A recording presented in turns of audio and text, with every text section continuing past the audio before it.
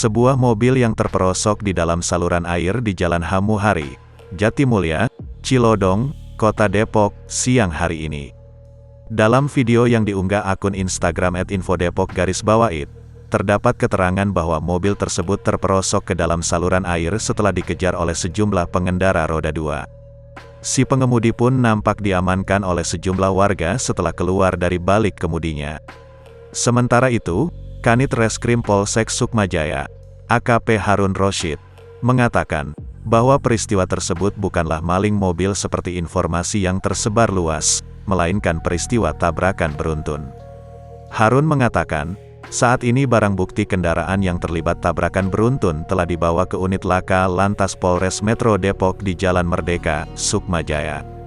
Dikonfirmasi terpisah, Kepala Unit Laka Satlantas Polres Metro Depok, AKP Rasman, menuturkan, kasus kecelakaan tersebut tengah dalam penyelidikan pihaknya.